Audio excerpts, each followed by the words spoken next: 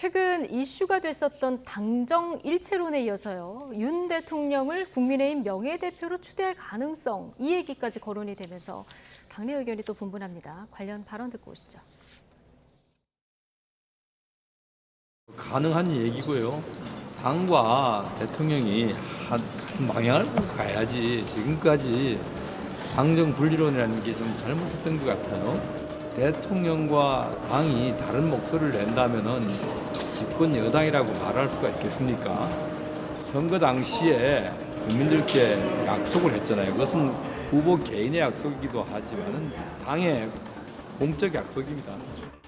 당정 관계가 협력 관계이기도 하고 또 약간의 이 건강한 긴장 관계도 유지해야 되는 그런 관계이지, 이 긴장 관계만 유지해서는 또 문제가 생길 수가 있고, 또 너무 일체가 돼서는 또 어떤 그 건강한 비판 기능 이런 것들이 없어질 수 있기 때문에, 그래서 모든 것은 중도가 필요하다고 생각합니다.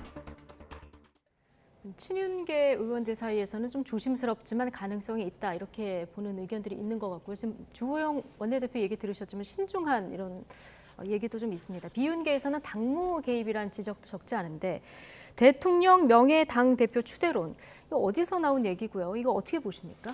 그 대통령실 발로 나왔다라고 그 TV조선 단독 보도로 전 처음 접했고요.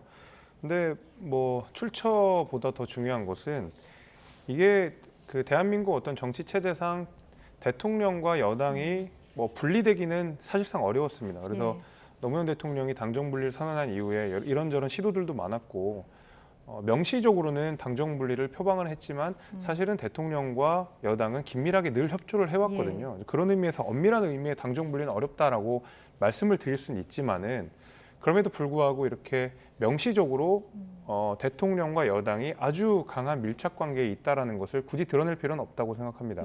주호영 원내대표께서 말씀하신 대로 여당이 대통령의 국정 운영을 온전하게 서포트해야 되는 역할이 주어진 것은 분명하지만, 동시에 입법부로서의 견제 기능을 해야 되는 것도 여당의 역할이기도 하거든요.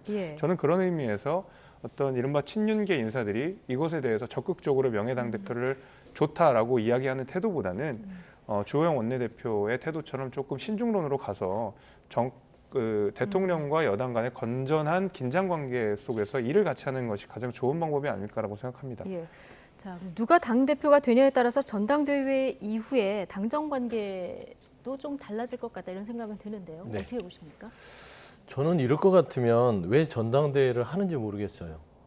대통령이 명예대표면 지금 김기현, 안철수, 천하람, 황교안 대표 왜 저렇게 열심히 토론회하고 전당대회 하는지요. 대표가 그러면은 그냥 시키는 동안 실무대표가 될 거 아닙니까? 그러면 윤석열 대통령이 명예대표면 이런 뜻인 것 같아요. 너무 노골적이에요, 당무 개입이. 그러니까 내가 국민의힘의 최고의 책임자야, 터달지 마, 이런 느낌이거든요.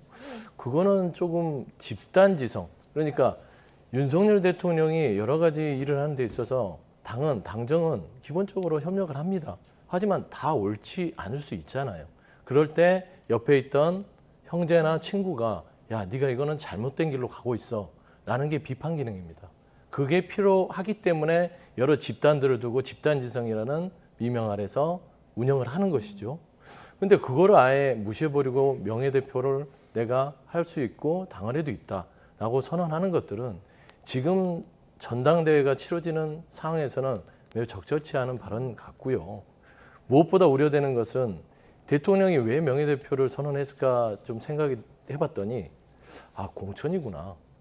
윤석열 대통령이 본인의 측근들을 총선에서 본인이 명예대표를 선언해놔야 어떤 공천 지분에 대한 어떤 힘을 갖게 되지 않겠냐라는 어떤 저희가 있지 않냐라고 했을 때는 이 정당 민주주의 부분도 그렇고요. 대통령이 어떤 공천, 선거에 어떤 영향을 미치려는 좀 의도가 있다면 매우 위험한 생각이다라는 좀 말씀을 드리고 싶습니다. 서용주 대변인의 이제 개인적인 분석까지 저희가 들어봤고요.